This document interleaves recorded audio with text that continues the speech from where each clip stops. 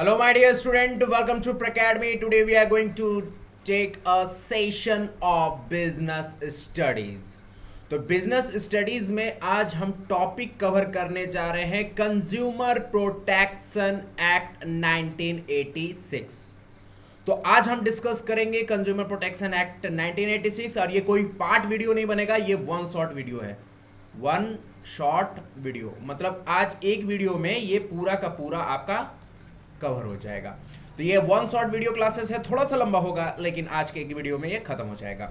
तो आज हम डिस्कस करने जा रहे हैं क्या, कंज्यूमर प्रोटेक्शन एक्ट 1986 और तमाम सारी बातें डिस्कस करेंगे और केस स्टडी में कौन सा टॉपिक ज्यादा आपके लिए इंपॉर्टेंट होगा उसको भी डिस्कस करेंगे और आपको कंज्यूमर प्रोटेक्शन एक्ट के rules and regulations, right and duties and responsibilities, सारा चीज बाकायदा पॉइंट बाय पॉइंट यहां पर आपको हम क्लियर करेंगे। तो चलिए, प्रैकेडमी में आपका स्वागत है। आप हमारे चैनल को इसी तरह से सपोर्ट करते रहे, प्यार देते रहे और हमारे चैनल को आगे प्रमोट करते रहे, शेयर करते रहे।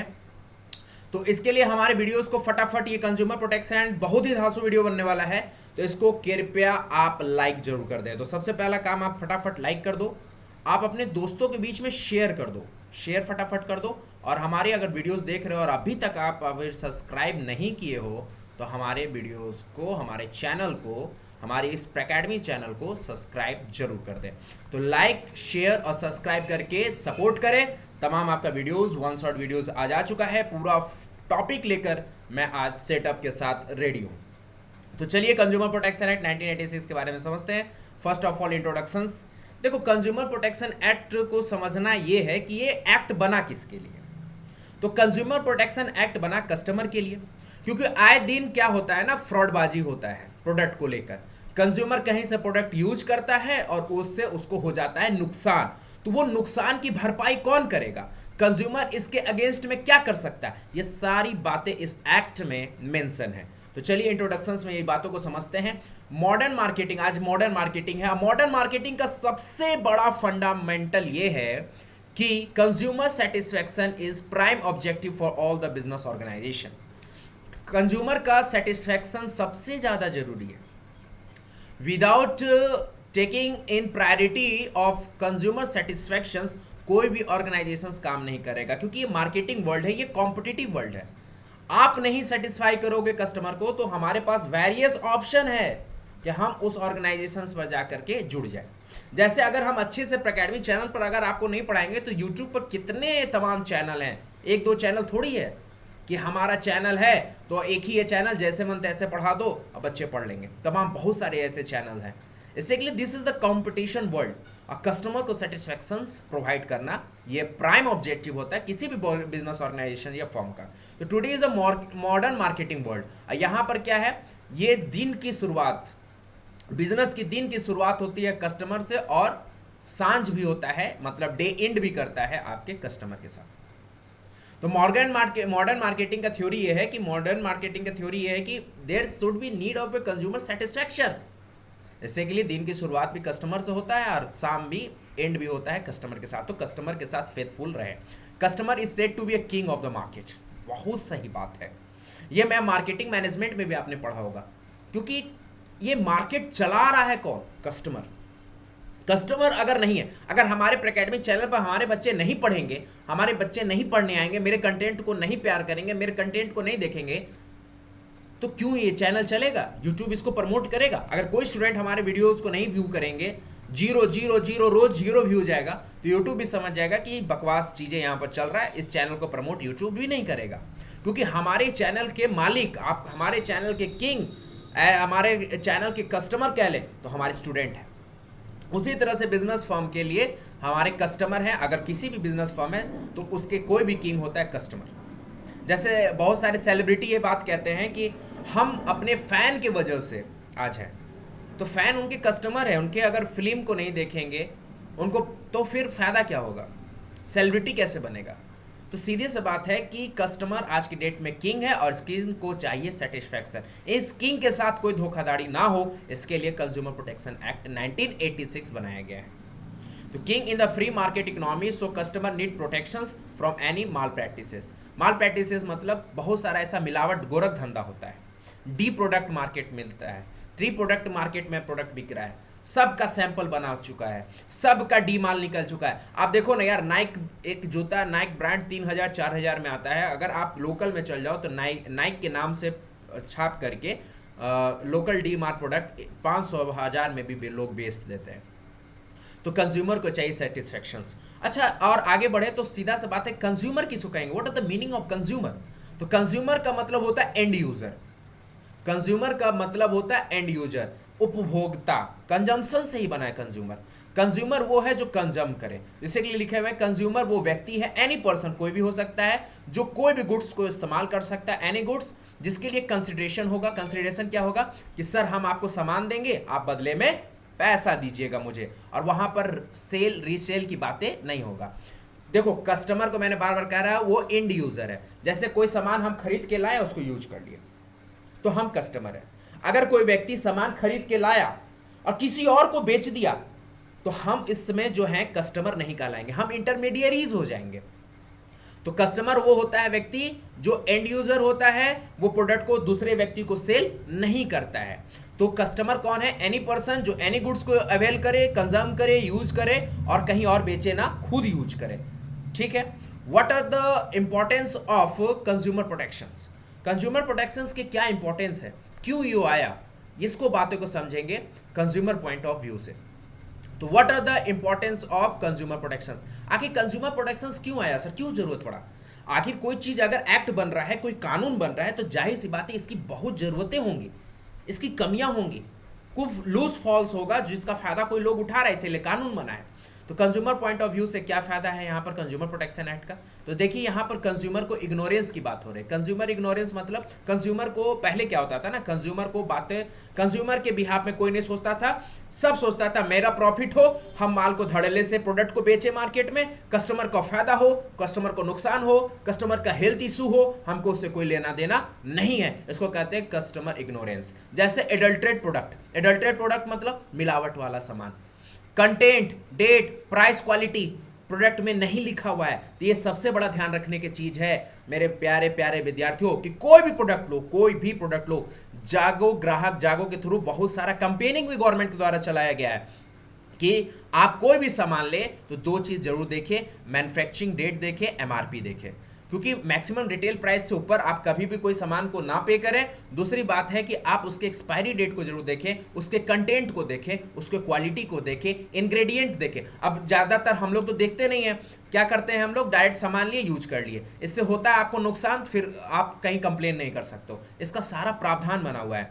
इससे के लिए कोई भी सामान लीजिए तो 2 चीज़ तो पक्का चेक कर लो, एक्सपायरी डेट और उसके एमआरपी, कि आपको एमआरपी पर सामान मिल रहा है कि नहीं मिल रहा है। सेकेंड बात है wide spread exploitation of customer. पहले क्या होता था, कस्टमर का एक्सप्लॉइटेशन होता था, कस्टमर का, कंज्यूमर का एक्सप्लॉइटेशन का मतलब क्या है, they need protection against mall practices. गलत गलत सामान लोग बेचते थे और कंज्यूमर कंज्यूम करता था और उससे हो जाता था कंज्यूमर को नुकसान। और यहां पर वर्ड एक यूज हो रहा है कस्टमर, कस्टमर एक वर्ड यूज हो रहा है, एक कंज्यूमर यूज हो रहा है, लेकिन ज्यादातर आपको कंज्यूमर वर्ड यूज होगा क्योंकि कंज्यूमर इज एंड यूजर और ये कंजम्पशन से बना हुआ है, इसके लिए यहाँ पर वर्ड यूज कंज्यूमर हो रहा है। ठीक है, तो 2 बातों का कंज्यूमर पॉइंट ऑफ व्यू से ध्यान रखा गया, कंज्यूमर इग्नोरेंस और second widespread exploitations of consumer. ठीक है, अब बिजनेस पॉइंट ऑफ व्यू से देखो, कंज्यूमर प्रोटेक्शन एक्ट कंज्यूमर को बचाने के लिए तो किया गया है, लेकिन कंज्यूमर प्रोटेक्शन एक्ट बिजनेस के लिए भी अच्छा है। ऐसा नहीं कि एक्ट सिर्फ कंज्यूमर के लिए है, ये एक्ट बिजनेस वाले को भी फायदा देता है। तो चलिए, what are the importance of consumer protection act हम लोग देखते हैं। What are the importance of consumer protection act, तो यहां पर बिजनेस पॉइंट ऑफ व्यू से, तो चलिए बिजनेस पॉइंट ऑफ व्यू से देखते हैं कि what are the importance of consumer protection act. तो from the point of view of business, यहां पर 2 फायदा यहां पर बिजनेस वाले को दिखेगा।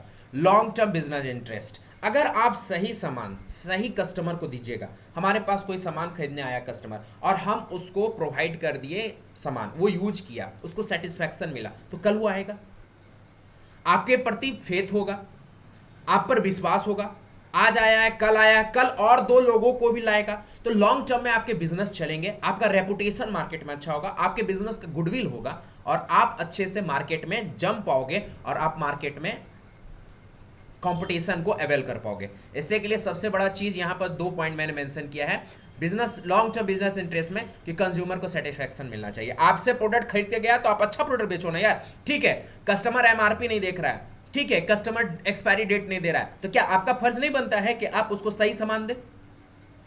वो यूज करेगा, उसको सेटिस्फैक्शन होगा, कल के डेट में वो फिर आएगा, तो उससे आपका बिजनेस प्रमोट होगा, बिजनेस आगे अच्छा करेगा। इसलिए consumer protection act is not for only consumer, it for business also. इससे के लिए यहाँ पर पहला पॉइंट मिलेगा, कंज्यूमर को सेटिस्फैक्शन मिलना चाहिए। और ग्लोबल कंपटीशन वर्ल्ड है, यहाँ पर आप कोई भी कंपटीशन में चल जाओ, टीचिंग में चल जाओ, ग्रोसरी में चल जाओ, कपड़े वाले बिजनेस में चल जाओ, जूस मार्केटिंग में चल जाओ, कहीं भी जाओ कंपटीशन हैवी है, सब जगह लोग बैठे हुए हैं, सबके सब कॉम्पिटिटर हैं, रिवाइवल्स है, सब जगह कॉम्पिटिटर्स उसके बैठे हुए हैं। तो अच्छा सामान बेचे, सही से बेचे, कंज्यूमर को सेटिस्फैक्शन दे, एक सही रेट में बेचे, गुड क्वालिटी ऑफ प्रोडक्ट बेचे। बार्गेनिंग ठीक है नहीं करिए, लेकिन वैसा प्रोडक्ट बेचिए जो कस्टमर को, अगर वो खरीदा है 100 रुपये का ये प्रोडक्ट कोई खरीदा है तो उसको लगना चाहिए कि हाँ जो प्रोडक्ट वो खरीद कर लाया उसके लिए बेनिफिशियल है।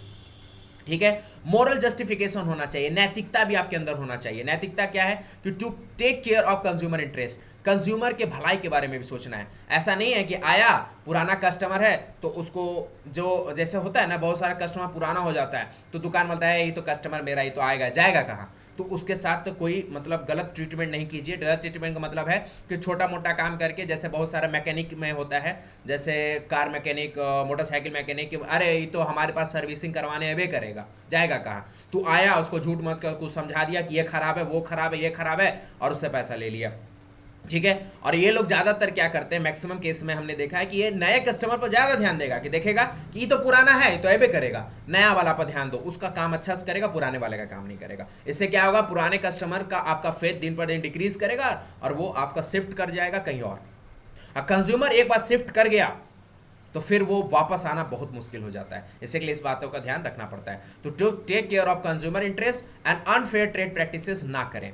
अनफेयर ट्रेड प्रैक्टिसेस मतलब कोई डिफेक्टिव प्रोडक्ट दे दिए, कोई अनसेफ प्रोडक्ट दे दिए, अनसेफ प्रोडक्ट दीजिए तो उसके बारे में वार्न कर दीजिए। जैसे फिनाइल का बोतल ले लिया या कोई ऐसा हार्मफुल प्रोडक्ट ले लिया तो उसको बताइए कि नहीं भैया ये सामान जो आप लेके घर जा रहे हैं ये बच्चों से दूर रखिएगा। और वैसे भी प्रोडक्ट में लिखा रहता है कि कीप डिस्टेंस फ्रॉम चिल्ड्रेन, ठीक है, कीप इन कूल प्लेस, ये सब चीज लिखा रहता है। ठीक है, ये कस्टमर को, कंज्यूमर को पढ़ना चाहिए, ऐसा नहीं करें कि कंज्यूमर को नहीं पढ़ना चाहिए। लेकिन अगर वो नहीं पढ़ रहा तो ऐसा नहीं है कि वो नहीं पढ़ रहा तो आप उसको बेच दो, आप उसको अवेयर करो। ठीक है, आप उसको समझाओ, आप उसको मतलब ये करो कि अवेयर कर दो कि भैया ये प्रोडक्ट हार्मफुल है, इसको आप कैसे यूज करें, ये चीज का नॉलेज होना चाहिए। ठीक है, there are some legal protections to customer. Consumer protection act के अलावा बहुत सारे ऐसे एक्ट भी बने हुए हैं जो कंज्यूमर के राइट्स को प्रोटेक्ट करते हैं। तो ये तो सबसे पहला है ही है कंज्यूमर प्रोटेक्शन एक्ट 1986 तो है ही, और तमाम और सारे एक्ट हैं। इसको एक बार देख लीजिएगा, बहुत ज़्यादा इंपॉर्टेंट नहीं है, सिर्फ एक्ट को ध्यान रखिएगा उसका डेट के साथ, ये बहुत ज़्यादा इंपॉर्टेंट नहीं है। जैसे sales of good act 1930, essential commodity act 1955, prevention of food adulteration जो मिलावट का होता है उसका भी एक्ट बना हुआ 1954, the standard and weight measurement act 1976 जो नाप तोल में घोटाला हो जाता है, पहले सुने बटखारा है, इधर उधर कर दिया, वजन कम कर दिया, पैसा ज़्यादा ले लिया, ये सब काम ना हो।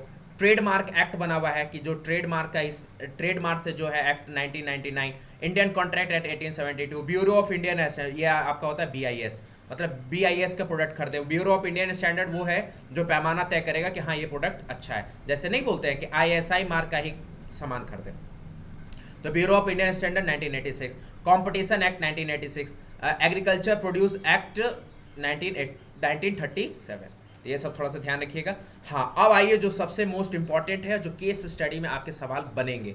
यहाँ से अगर केस स्टडी अगर आता है कंज्यूमर प्रोटेक्शन एक्ट से तो राइट से क्वेश्चन जरूर बनेगा, तो आप राइट पर फोकस करें, इसको डबल या ट्रिपल स्टार कर देते हैं क्योंकि this is the most important. What are the right of the customer, 6 right आपको दिए गए हैं, क्योंकि आप कंज्यूमर हो और आपको अपना हक पता होना चाहिए। और याद रखिएगा, राइट अगर आपका है तो आपकी ड्यूटीज भी है, आपकी रिस्पॉन्सिबिलिटीज भी है। लोग क्या कहता है, फंडामेंटल राइट रखेगा कि भैया हमको संवैधानिक अधिकार है कि हम राइट टू इक्वालिटी, हमारे साथ समान व्यवहार हो, लेकिन ड्यूटी सब भूल जाता है।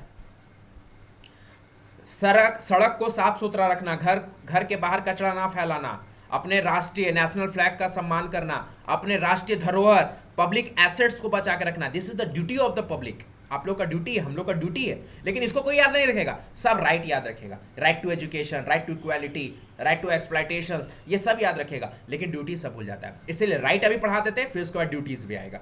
तो आपके पास जो कंज्यूमर के पास है 6 तरह के राइट है, ये आपका अधिकार है, आप इसको यूज करिएगा, और कंज्यूमर प्रोटेक्शन एक्ट 1986 आपको ये अधिकार देता है। तो देयर आर द 6 राइट। कितने राइट हैं? 6 अधिकार है, 6 right by consumer protection act 1986। क्या राइट है? सबसे पहला राइट है right to safety. Right to safety मतलब आप ISI मार्क प्रोडक्ट खरीदे। ध्यान रखिए कि कोई भी प्रोडक्ट ISI मार्क खरीदे, सस्ता सामान लेने के चक्कर में नहीं रहे। वो कहावत है ना, सस्ता रोए बार बार, महंगा रोए एक बार।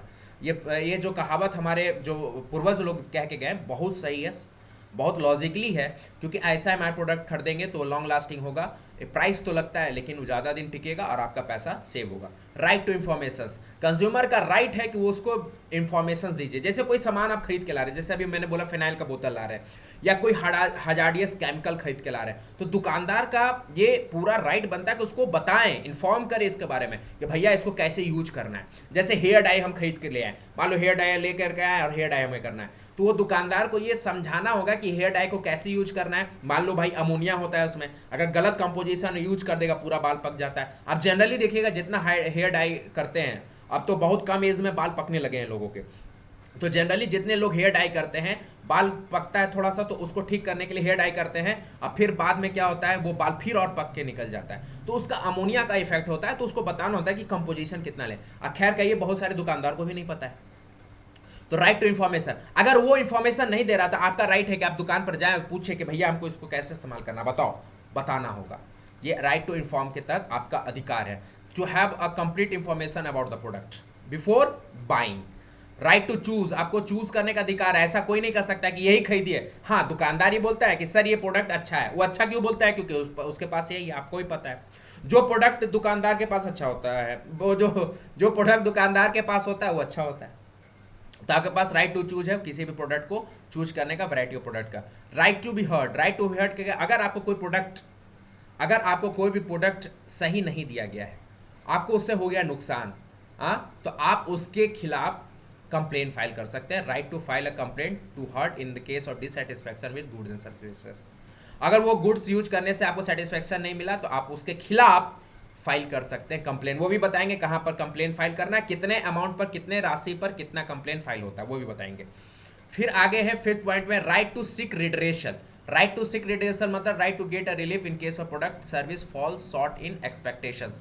आप सीक रिडरेशन भी कर सकते हैं अगर आपको कुछ चीज़ मतलब यूज किए हैं तो उसका एक्सपेक्टेशन होता है। हमें भी एक्सपेक्टेशन होता है ना भैया कि मान लीजिए हम 4 व्हीलर खरीद के लाए, 4 व्हीलर खरीद के लाए, 15 लाख 16 लाख इन्वेस्ट किए, तो हमारे एक्सपेक्टेशन है कि अगर हम 16 लाख लगाएं 4 व्हीलर में तो हमें उसका एक बेनिफिट्स मिलना चाहिए। एक एक्सपेक्टेशन है कि भैया 16 लाख लगाएं तो हमें ये बेनिफिट्स मिलना चाहिए। अगर वो नहीं मिल रहा है तो आपके पास राइट टू सीक रिड्रेसल है, आप उसका कंप्लेन कर सकते हैं। यहाँ पर लिखा हुआ राइट टू गेट रिलीफ, आपको रिलीफ मिलेगा, कॉम्पनसेशन मिलेगा, आपको मुआवजा मिलेगा, कॉम्पनसेशन मिलेगा, मुआवजा मिलेगा, और आपको जो भी आपका नुकसान हुआ है आपको वो भरपाई करना पड़ेगा। लेकिन बहुत सारे लोगों को ये एक्ट पता नहीं है, और पता भी है तो वो कभी फाइल कंप्लेन नहीं करते, क्योंकि आज भी मार्केट में धड़ल्ले से कस्टमर के साथ अडल्ट्रेशन ऑफ प्रोडक्ट और माल प्रैक्टिसेस आज भी हो रहा है। ठीक है। एंड 6th वन राइट, जो छठा राइट है वो है right to acquire knowledge to be a well informed consumer. आपको right to consumer education, right to consumer education में जो सरकार पहले कैंपेन चलाती थी, याद करिए डीडी नेशनल में जब हम लोग टीवी हुआ करता तब तो बच्चे लोग नहीं देख पा रहे, ये प्रचार नहीं चल पाता है या नहीं, अभी भी डीडी नेशनल चल रहा है लेकिन देखता कौन है। अब तो और यूट्यूब का ज़माना आ गया है, डायरेक्ट मूवी डायरेक्ट सारा चीज़ तो यूट्यूब पर देख ले रहा है। टीवी आजकल देख कौन रहा है, और टीवी में वो भी दूरदर्शन कौन देख रहा है। तो डीडी नेशनल में ये प्रचार आता है, क्योंकि डीडी नेशनल सरकारी चैनल है, इसमें आपका प्रचार आता था जागो ग्राहक जागो, जागो ग्राहक जागो में हर चीज़ों का प्रचार आता था। ठीक है। एमआरपी पर भी आया है, ज्वेलरी में हॉलमार्क प्रोडक्ट ले इसका भी आया है, हर बार हर नया नया तरीके का प्रचार होता है। तो इसको कहते हैं right to consumer education. Consumer को एजुकेट होना जरूरी है। जब आपके पास एजुकेशन ही नहीं होगा, आपको बताओ, एक बात बताओ, कंज्यूमर राइट के बारे में पता ही नहीं होगा आपको, तो आप क्या लड़ोगे किसी से? आप किसी से किस मैटर पर लड़ पाओगे? नहीं लड़ पाओगे। एग्जाम्पल क्या है, NIUS हमारे पटना में नालंदा ओपन यूनिवर्सिटी है जो प्रोवाइड करता है डिस्टेंस एजुकेशन तमाम कोर्सेज का। तो एक तरह से क्या है, राइट टू कंज्यूमर एजुकेशन, हर कंज्यूमर को एजुकेट होने का हक है। ठीक है, तो ये आपके 6 तरह के राइट्स हैं। चलिए एक बार फिर से देख लेते हैं। पहला राइट क्या है, राइट टू सेफ्टी, ध्यान से याद कर लीजिए इसको, right to safety, right to inform, right to choose, right to heard, right to seek redressal, और 6 क्या है, right to consumer education, right to consumer education. अधिकार पता चल गया है, अच्छी बात है, अधिकार आपका है, आप यूज करें, लेकिन आपके कुछ रिस्पॉन्सिबिलिटीज भी हैं, आपके कुछ ड्यूटीज भी हैं, उसको भी आपको देखना होगा। तो what are the responsibility and duties of the customer. चलिए आइए आपको आपका कर्तव्य याद दिलाएं।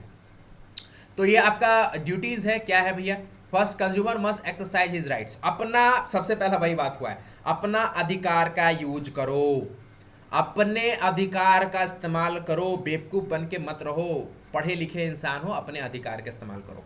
Second, consumer must cautious consumer, cautious consumer मतलब सावधान और सचेत हो करके कोई सामान खरीदो।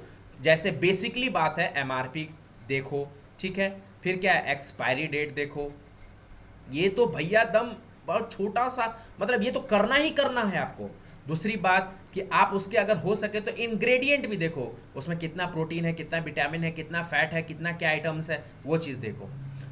आपका ये ड्यूटीज है कि आपको अगर कोई चीट कर रहा है, फ्रॉड कर रहा है, तो आपके ड्यूटीज है, you should have to file a complain against him, आपको कंप्लेन फाइल करना है उसके खिलाफ। चौथा, कोई भी प्रोडक्ट खरीदो कैश मेमो जरूर मांगो। जनरली ये राशन के दुकान में नहीं हो पाता है, राशन के दुकान में कोई कैश मेमो नहीं देता। अब देखो, राशन का कोई सामान खरीद के लाए, यूज किए, मेरा तबीयत खराब हो गया, आप केस कैसे कर पाओगे, बिल तो है नहीं। इसी के लिए अब बहुत सारे सुपरमार्केट आ गए हैं, मॉल आ गया, वहां से सामान खरीदिए। हमारे यहाँ सामान तो मॉल से आता है, सुपरमार्केट से आता है, उसके एक बिल होते हैं। अगर कोई भी प्रोडक्ट खराब होगा तो भैया हम उसको मेंशन करेंगे कि देखिए ये सामान आप ही की दुकान से आया है। ऐसे क्या होता है, लोग क्या करते हैं, कच्चा रसीद बना देता है, लोकल जो होते हैं राशन की दुकान, वो कच्चा रसीद बना दिया, लिख दिया, हिसाब कर दिया, टोटल पकड़ा दिया।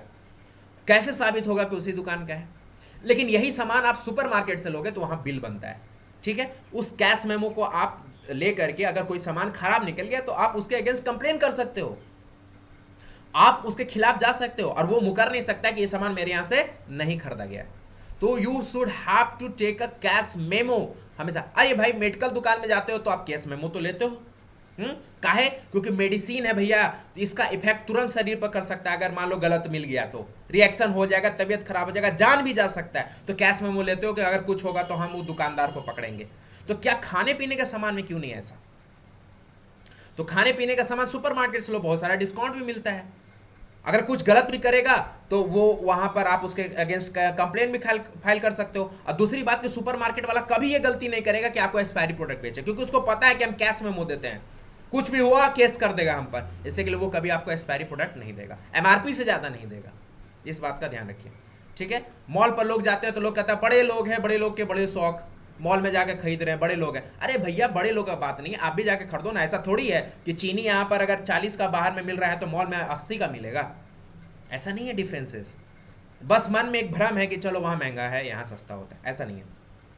हाँ, कुछ चार्जेस हैं, एसीज वूसीज का चार्जेस लगता है, वो तो भैया सर्विस चार्जेस जो वो तो ऐड होता ही है, लेकिन आपको उतना वेरिएशन नहीं मिलता है। आप कभी जाओ वहाँ से प्रोडक्ट खरीदो, कम से कम कैश मेमो स्लिप तो रहेगा आपके पास।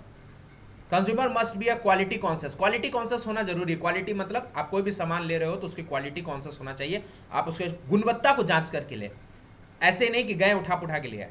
ठीक है, अब आपको बताएंगे कौन कौन कंप्लेन कर सकता है। जैसे मेरे साथ धोखाधड़ी हुआ, तो मेरे जैसे कौन कौन ऐसे लोग हैं जो कंप्लेन कर सकते हैं। आप कहीं से सामान खरीद के लाएं और वो सामान गलत हो गया, अडल्ट्रेट प्रोडक्ट मिल गया, खराब प्रोडक्ट मिल गया, उसको यूज किया और हम बीमार पड़ गए, तो हम कंप्लेन कर सकते हैं क्योंकि हम कंज्यूमर हैं। तो कंज्यूमर के साथ साथ और कौन कौन से ऐसे लोग हैं जो कंप्लेन फाइल कर सकते हैं, चलिए उसको भी देख लेते हैं। Who can file a complain, one short video है, इसमें सारा कवर हो जाएगा आपका।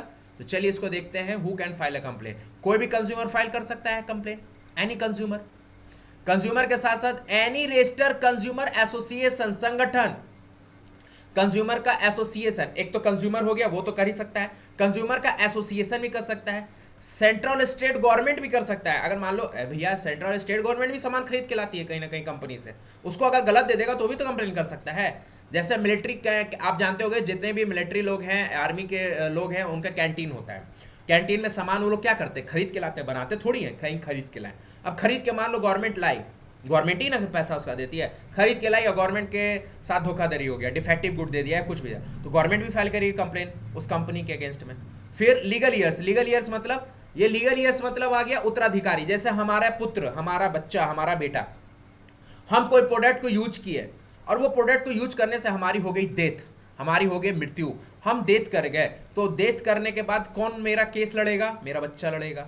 उसको कहते हैं लीगल ईयर्स या representative of A deceased consumer, या तो रिप्रेजेंटेटिव। कोई जरूरी नहीं कि मेरा बच्चा ही लड़ेगा केस, मेरा बच्चा ही नहीं है, आई एम अनमैरिड, तो कौन लड़ेगा केस, तो मेरे रिप्रेजेंटेटिव, मतलब मेरे माता पिता, मेरा भाई, मेरे बहन, ये कोई भी केस लड़ सकता है मेरे बिहाफ में उस कंपनी के खिलाफ में। तो याद रखिएगा, who can file a complain, तो कोई भी कंज्यूमर कर सकता है, कोई भी कंज्यूमर एसोसिएशन कर सकता है, सेंट्रल एंड स्टेट गवर्नमेंट कर सकता है, लीगल ईयर्स कर सकता है, उत्तराधिकारी जो है, तो जिसका बाल बच्चा है तो उत्तराधिकारी है, जिसका बाल बच्चा नहीं है तो उसके रिप्रेजेंटेटिव, मतलब मम्मी पापा भाई बहन। अब आइए मुद्दा कि कहां करेंगे केस। ये तो हो गया कि कौन करेगा केस, अब है कि कहां करेंगे केस, कहां पर जाना होगा। तो इसको कहते हैं redressal agency under the consumer protection act 1986। ये रेडरेसल एजेंसी बना गया है जहां पर आप अपने ग्रीवांसेस को, आप अपने दुख को लेकर जाओगे। जैसे सबको पता है high court, district court, supreme court, वहां केस चलता है। लेकिन कंज्यूमर के हक अगर कहीं मरता है, राइट्स उसके कहीं खत्म होते हैं, तो उसके लिए उसको ना हाई कोर्ट जाना होता है, ना सुप्रीम कोर्ट जाना होता है, ना डिस्ट्रिक्ट कोर्ट जाना होता है। उसके लिए बना हुआ है तीन तरह का कोर्ट ही है, एक तरह का, तीन तरह का कमीशन या फॉरम बना हुआ है। एक बना हुआ है, पहला तीन तरह का बना हुआ है, इसको ध्यान रखिएगा, ये इंपॉर्टेंट है, बहुत इंपॉर्टेंट है। डिस्ट्रिक्ट फॉरम, यहां से क्वेश्चन पक्का बनेगा ही बनेगा, गारंटी है, इसको भी ट्रिपल स्टार कर देता हूं, क्वेश्चन पक्का बनेगा ही बनेगा। डिस्ट्रिक्ट फॉरम हो गया, स्टेट कमीशन हो गया और नेशनल कमीशन हो गया। अब इसका पैमाना है, जैसे कैसे डिस्ट्रिक्ट कोर्ट, उसके ऊपर हाई कोर्ट, उसके ऊपर सुप्रीम कोर्ट। अब जैसा केस वैसा कोर्ट।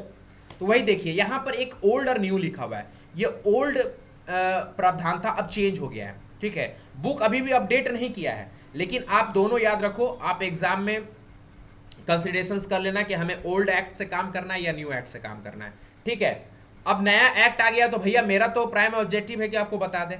तो अब कानून बदल गया, तो पुराना कानून भी सुन लीजिए, नया कानून भी सुन लीजिए। पुराना कानून क्या था, 1 रुपया से लेकर अगर 20 लाख के रुपया तक अगर कोई प्रोडक्ट में फ्रॉडगिरी आपके साथ हुआ है, 1 रुपया से लेकर 20 लाख तक, 1 रुपया से लेकर 20 लाख तक। जैसे ये मोबाइल है हमारे पास, ये मोबाइल का कॉस्ट है 60,000, ये मोबाइल का कॉस्ट है 60,000। तो अगर इस मोबाइल के रिगार्ड में अगर मेरे साथ कोई फ्रॉडबाजी हुआ है, कोई प्रोडक्ट को लेकर फ्रॉडबाजी हुआ है, तो हम कहाँ जाएंगे, डिस्ट्रिक्ट फॉरम में जाएंगे। क्यों जाएंगे, क्योंकि ये 55,000 60,000 का है, तो ये 1 रुपया से लेकर 20 लाख के अंदर आता है, इससे के लिए हम डिस्ट्रिक्ट फॉरम में जाएंगे। ये ओल्ड था। न्यू क्या है, सीधा सीधा 1 करोड़ कर दिया गया है, मतलब 1 रुपया से लेकर 1 करोड़। 1 रुपया से अब नया क्या हुआ है कि 1 रुपये से लेकर 1 करोड़ तक का मामला अगर कहीं बनता है तो आपको जाएंगे डिस्ट्रिक्ट फोरम में, ठीक है। स्टेट कमीशन में कब जाइएगा, ओल्ड वाले में, तो ओल्ड वाले में क्या था 20 लाख से 1 करोड़। ओल्ड वाला क्या था 20 लाख से 1 करोड़ का जब मामला होगा स्टेट कमीशन आएंगे। नया वाला क्या बना, नया वाला बना 1 करोड़ से लेकर 10 करोड़। 1 करोड़ से लेकर 10 करोड़ नया है, पुराना वाला है 20 लाख से 1 करोड़। अब नेशनल कमीशन पास कब जाएंगे सर, नेशनल कमीशन के पास जब तभी जाएंगे सर जब हैवी अमाउंट ऑफ फ्रॉडबाजी हुआ होगा। ओल्ड कहता है अबव 1 करोड़, 1 करोड़ से ऊपर का मामला जो भी होगा नेशनल कमीशन में जाएंगे। नया स्कीम कहता है कि अबव 10 करोड़, 10 करोड़ से ऊपर का मामला होगा तब नेशनल कमीशन जाएंगे। पुराना वाला कहता है 1 करोड़ से ऊपर जाएंगे तो नेशनल कमीशन जाएंगे। तो आप ओल्ड और न्यू दोनों दिमाग में रखिएगा, क्योंकि नया कंज्यूमर प्रोटेक्शन एक्ट में प्रावधान में चेंजेस हुआ है, तो ये आपको मुझे बताना जरूरी लगा। तो ये आपका है redressal agencies under consumer protection act 1986। और इसमें देख लीजिए डिस्ट्रिक्ट फॉरम, तो पहले इसका देख लीजिए ना, पैनल देखिए 1 से 20 डिस्ट्रिक्ट, फिर 20 से स्टार्ट हुआ, 20 से 1 स्टेट, फिर 1 के बाद क्या आ गया अबव 1 करोड़ नेशनल, ये ओल्ड हो गया। न्यू में क्या है 1 रुपया से 1 करोड़ डिस्ट्रिक्ट, फिर 1 करोड़ के बाद आएगा ना, तो 1 करोड़ से 10 करोड़ स्टेट और 10 करोड़ से ऊपर नेशनल। ये ओल्ड और न्यू दोनों हो गया। और कुछ रेमेडीज है। व्हाट आर द रेमेडीज, मतलब आपके साथ अगर कुछ चीज हो गया है तो इसका तो उपाय निकालना होगा। सरकार इसके प्रावधान बनाई हुई है, कुछ उपाय तो आपके लिए निकालना होगा कि अगर आपके साथ कुछ भी फ्रॉडबाजी हुआ तो आपको क्या क्या मिलेगा। तो अगर आपके साथ कोई डिफेक्टिव प्रोडक्ट का फ्रॉड हुआ है तो उसको रिमूव करना होगा। और आप देख ले ना, जितने भी ई कॉमर्स साइट है, ई कॉमर्स साइट आपके जो भी जितने हैं ई कॉमर्स साइट, जैसे आपका हो गया फ्लिपकार्ट एंड अमेजोन, ये सब ऐसे ऑर्गेनाइजेशन है तुरंत रिस्पॉन्स लेता है। कोई डिफेक्टिव प्रोडक्ट आ गया, आप कंप्लेन करो, वापस हो जाएगा। ज़्यादातर ये ई कॉमर्स में दिक्कत नहीं है, ये ज़्यादातर लोकल लोगों से दिक्कत है कि भैया आप सामान खरीद लिए तो डिफेक्टिव है तो इसके लिए कुछ। हम ई कॉमर्स पर तो केस कर सकते हैं, अमेजोन पर कितना केस हुआ है, गलत प्रोडक्ट है। लेकिन अमेजोन या फ्लिपकार्ट जितने भी ई कॉमर्स कंपनी है, ये बहुत कॉशियस रहती है, बहुत ही ज़्यादा अलर्ट रहती है अपने प्रोडक्ट को लेकर। रिप्लेस डिफेक्टिव प्रोडक्ट, फिर रिफंड, अगर सही नहीं है प्रोडक्ट तो हम वापस में पैसा चाहिए। अब बताओ, लोकल वाला तुम कहीं सामान लोगे, रिफंड करता है? नहीं करता है, बोलता है इसके बदले में आप सामान ले लीजिए, पैसा नहीं देंगे। ऐसा नहीं होगा, भैया हम ये प्रोडक्ट चाहिए, अगर हमें ये पावर बैंक चाहिए, पावर बैंक अगर चाहिए, आप हमको सही नहीं दिए तो हम आपको यहाँ नहीं खरीदेंगे, हम कोई और दुकान से कहेंगे आप हमको इसका पैसा वापस करो। अगर ये पावर बैंक हमें खरीदे हैं आपकी दुकान से और आप हमको सही नहीं दिए तो आप मेरा पैसा वापस करो, हम आपके यहाँ नहीं खरीदेंगे, हम दूसरी दुकान जाएंगे। तो दुकानदार, लोकल दुकानदार क्या कहेगा, भैया हम अगर ठीक है ये खराब है तो इसका पैसा हम नहीं देंगे, इसके बदले कोई और ले लीजिए। हम बोले नहीं लेंगे भाई, हम आपसे क्यों लें आपसे, तो इसका रिफंड प्राइस आपको मिलेगा। अब यही चल जाओगे आप कंज्यूमर फोरम में केस करने, तो ये आपका पावर बैंक है 1500 का, तो आप कहाँ जाओगे, डिस्ट्रिक्ट फोरम में, वहाँ जाकर केस कर दो इस दुकान के खिलाफ में, बिल होना चाहिए। तो जब केस कर दोगे तो वो कोर्ट सिर्फ इस पावर बैंक का दाम तो वापस होगा ही, ऊपर उससे मानहानि का केस हो जाएगा और उसको ज़्यादा पैसा देना होगा। लेकिन ग्राहक उतने जागरूक नहीं हैं, लोगों को पता नहीं है, बहुत लोगों को पता है भी नहीं कि इसका कोर्ट भी होता है। लेकिन आप स्टूडेंट हो, आप पढ़ रहे हो consumer protection and business studies में, आप जागो, ग्राहक जागो हो रहे हैं, आप जागरूक हो रहे हैं, आप चीज़ों को समझ रहे हैं, आप खुद समझो, लोगों को भी समझाओ, अपने घर के मम्मी पापा भाई बहन को भी समझाओ। कॉमर्स नहीं लिए हुए, वो बिजनेस स्टडीज नहीं पढ़ रहे, इसका मतलब क्या, उनको भी तो पता होना चाहिए राइट टू इन्फॉर्मेशन के तहत, राइट टू कंज्यूमर एजुकेशन के तहत, क्योंकि उनका भी तो राइट है। ठीक है, बिजनेस स्टडीज नहीं पढ़ेंगे तो इसका मतलब बिजनेस स्टडी पढ़े नहीं तो क्या उन पर right to consumer protection act लागू नहीं होगा? होगा। तो उनको भी समझाओ, खुद भी समझो, लोगों को समझाओ, ठीक है। पे ऑफ यूनिटिव डैमेज, जो भी डैमेज आपको हुआ है उसका भरपाई करेगा to the appropriate circumstances. Withdrawal of hazardous good for sale, ये सब चीज़ है, रेमेडीज़ है जो आपको अवेलेबल होगा कंज्यूमर को। तो चलिए मेरे प्यारे बच्चों, सेशंस को यहीं पर करते हैं समाप्त। चीज़ें बहुत शॉर्ट में था, इन शॉर्ट में था। इसमें आपको जो इम्पोर्टेंट है वो चीज़ें ध्यान रखिएगा, राइट, रिस्पॉन्सिबिलिटी, रेशनल एजेंसी, जिसमें हम district forum, state commission, national commission का बात किए। ये 3-4 पॉइंट ही ज़्यादा इंपॉर्टेंट है, यहीं से केस स्टडी बनता है और कोई पॉइंट ज़्यादा इंपॉर्टेंट नहीं है। लेकिन एक बार वीडियो को सुन लोगे तो सारा दिमाग में आ जाएगा। तो चलिए, थैंक यू सो मच, आप इतने देर तक आप हमारे वीडियोस को देखें। तो चलिए विदा लेते हैं यहाँ पर। प्रैकेडमी में आपका फिर से स्वागत है मेरे प्यारे बच्चों। प्रैकेडमी को आप प्रमोट करो, हेल्प करो। यहाँ पर वही मैंने स्टार्टिंग में कहा, यहाँ क्वालिटी एजुकेशंस मिलेगा, वीडियोस जो भी आएगा। अब देखो यूट्यूब में भी बहुत सारे ऐसे वीडियोस हैं जो बच्चों को बरगलाता है। तो कहने का मतलब है कि एक सही चैनल के थ्रू जाओ। ऐसा नहीं कि प्रैकेडमी ही है, और भी चैनल है जहां आपको सेटिस्फैक्शन मिलता है, क्योंकि कंज्यूमर सेटिस्फैक्शन इज प्रायोरिटी। आपको सेटिस्फैक्शन कोई और टीचर से पढ़ के मिलता है, पढ़िए। हमसे पढ़ने से मिलता है, पढ़िए। हम तो अपने प्रमोट करेंगे ही, क्योंकि हम क्वालिटी ऑफ एजुकेशन प्रोवाइड कर रहे हैं, तो हम तो अपने बातों को प्रमोट तो करेंगे। और प्रमोशन करने का जरिया आप हैं, आप इस चीज़ों को आगे बढ़ाएंगे, प्रमोट करने में हेल्प करेंगे। तो प्रैकेडमी एक चैनल है, आपका एक चैनल है, आप ही का चैनल है। इसमें तमाम और भी क्लासेस आएंगे। और मई से हमारा सेशन स्टार्ट हो रहा है, new batch for all boards. ये तो सीबीएसई का पूरा सेशन चल रहा था, तमाम सारे बोर्ड का अब आपका मई से सेशन स्टार्ट हो रहा है। मई से आपका 11th और 12th, पहले 12th स्टार्ट करेंगे, फिर 11th स्टार्ट करेंगे। प्रैकेडमी चैनल पर अब नए नए वीडियोस आने लगेंगे 12th के बच्चों के लिए। तो चलिए, प्रैकेडमी को इसी तरह से प्यार करते रहिए, फटाक के दबा के लाइक मारिए हमारी इस कंज्यूमर प्रोटेक्शन एक्ट के वीडियोस को, दोस्तों के बीच में शेयर कर दीजिए। कंटेंट बहुत ही प्यारा है, और सब्सक्राइब किए बिना तो आप जाएंगे ही नहीं, रिक्वेस्ट। तो लाइक शेयर सब्सक्राइब करें और चैनल को सपोर्ट करें। तो till then thank you so much for watching video. This is Pranav Kumar shining off. मिलते हैं नेक्स्ट वीडियो में। धूम मचाते रहो, पढ़ते रहो, हंसते रहो, मुस्कुराते रहो और पढ़ाई जरूर करते रहो, क्योंकि पढ़ाई एजुकेशन इज मोस्ट इंपॉर्टेंट। तो चलिए मिलते हैं नेक्स्ट वीडियो में, तब तक चाहता हूँ अलविदा। नेक्स्ट वीडियो में हम सैम्पल पेपर पर कवर करेंगे। बिजनेस स्टडी का सिलेबस हो गया है खत्म, तो सैम्पल पेपर क्वेश्चंस पाएंगे। तो बिजनेस स्टडी के जो भी वीडियो आएगा आप सैम्पल पेपर सॉल्व करेंगे और आपको रिवीजन करवाएंगे। यही आपके साथ जो वादा है, कमिटमेंट है, वो करेंगे। मई से नया बैच शुरू होगा, वो अपने जगह है, लेकिन आपसे जो कमिटमेंट किए हैं कि सैम्पल पेपर सॉल्व करेंगे, रिवीजन करवाएंगे, वो सब करवाएंगे। वो कमिटमेंट आपसे है, जो अभी 2022 में बच्चे एग्जाम दे रहे हैं। तो चलिए मिलते हैं बच्चे नेक्स्ट वीडियो में।